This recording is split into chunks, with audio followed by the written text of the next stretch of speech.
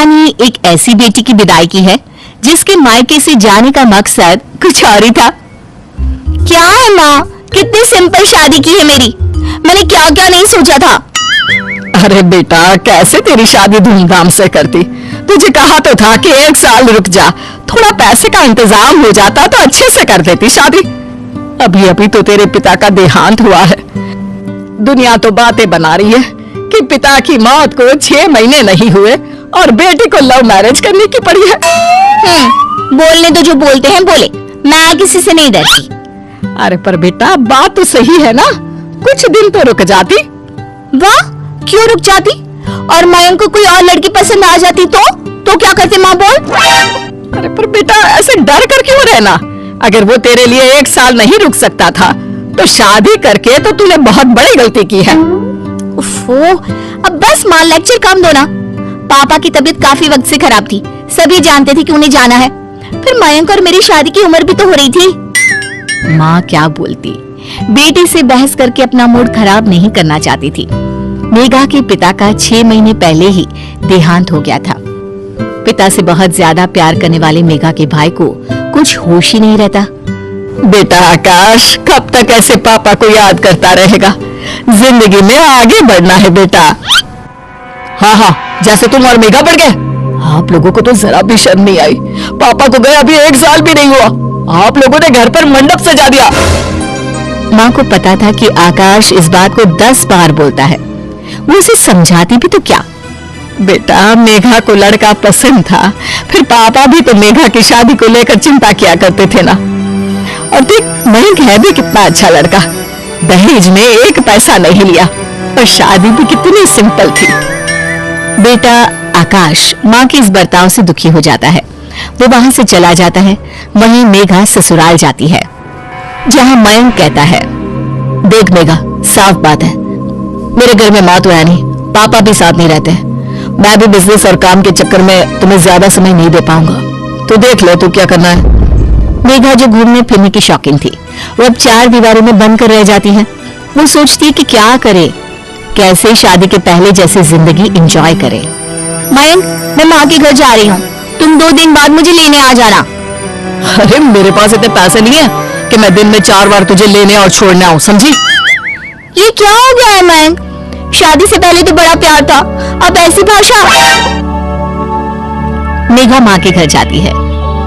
जिस मेघा को पिता के घर पर खूब अच्छा खाने पहनने मनचाहा घूमने मिलता था, वो मेघा पति के राज में बंद कर रह जाती है। मेघा के मायके में उससे मिलने उसकी मामा की बेटी आती है। हाय मेघा, ये क्या पहना है, कोई डिजाइनर साड़ी नहीं ली? हाँ वो क्या है ना, घर पर ही हूँ तो ये सिंपल सी। ये वही मेघा है जो सोने के लिए भी महंगे महंगे पजामे पहना करती थी। क्या हो गया मेघा, पति के पास पैसे की कमी है क्या? अब क्या था, मेघा को खुद पर गुस्सा आने लगता है। तभी मामी बोल पड़ती है, मेघा वैसे बड़े शहर की लड़की थी तू, क्या जरूरत आन पड़ी ऐसे छोटे से शहर में शादी कर ली, वहाँ ना अच्छा पहनावा है ना अच्छा खान पान। हाँ वो क्या है ना, मयंक का बिजनेस नहीं है तो इसलिए। हाँ वो तो ठीक है, लेकिन कहीं घूम तो आया कर। अब मेघा क्या कहती कि मयंक के पास पैसे नहीं है, कहाँ तो इतना घूमने फिरने की शौकीन मेघा। अब क्या करे सबके जाने के बाद। माँ, मुझसे बहुत बड़ी गलती हो गई मयंक से शादी करके। मैंने तो पापा का जाना भी नहीं देखा।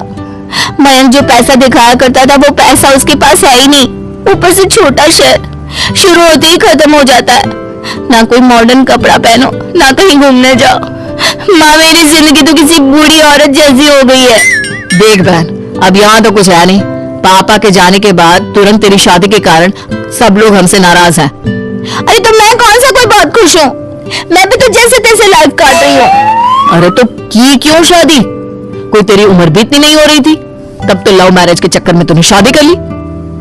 और अब हो रही है कि शहर छोटा है, मयंक के पास वो पैसा नहीं है जो वो दिखाया करता था। क्यों? अब वो तेरा पति है, वो जिस हाल में रखे रह, समझी। जो बात माँ को समझानी चाहिए थी वो भाई समझा रहा था, लेकिन लालची मेघा को अब मायके में रहना ज्यादा अच्छा लगने लगा, कारण आराम और महंगे शौक। बेटा, बहन का फोन आया था, वो बोल रहा था कि खाना नहीं खा पा रहा है ढंग से, तो मेघा को भेज दे। भगा रही हो? साफ साफ बोल दो कि ससुराल चली जाओ। क्यों नहीं रखा जा रहा है क्या बेटी को? अरे कैसी बात कर रही है मेघा, तू तो मेरी औलाद है, क्यों नहीं रखूंगी तुझे भला, तेरा ही तो घर है ये। लेकिन वाह, जब मेरा घर है तो रहने देना।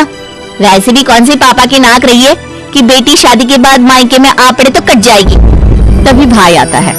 देख मेघा, बहुत हो गया तेरा, जिंदगी कोई खेल नहीं है जो तू जैसी मर्जी वैसे करे।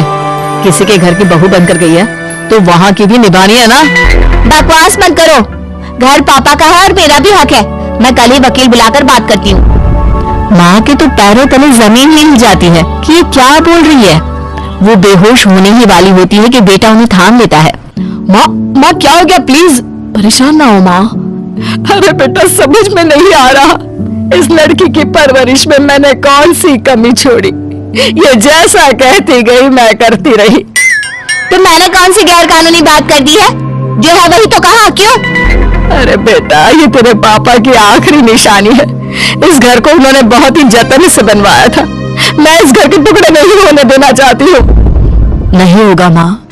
ठीक है, तू वकील को लेकर आना चाहती है ना, ठीक है लेकर आ। लेकिन एक बात ध्यान रखना, पापा पर लाखों का कर्जा था जो मैं चुका रहा हूँ, उसका आधा कर्जा तू चुकाएगी। तभी वहां मयंक आ जाता है। मेघा, मैं दूसरी शादी कर रहा हूँ। आए दिन तुम मायके में पड़ी रहती हो, मेरे घर को तुम्हारी जरूरत है। लेकिन नहीं, तुम्हें तो अपने घर और परिवार से ज्यादा जरूरी बड़ा शहर पसंद है। वैसे तुमको ना ये बात शादी से पहले सोचनी चाहिए थी, लेकिन कोई ना। मेघा को समझ में नहीं आता कि ये क्या हो गया।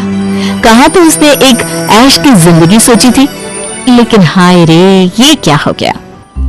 नहीं नहीं प्लीज, आप लोग ऐसी बात ना करो। मैं कहाँ से पापा का कर्जा भरूंगी?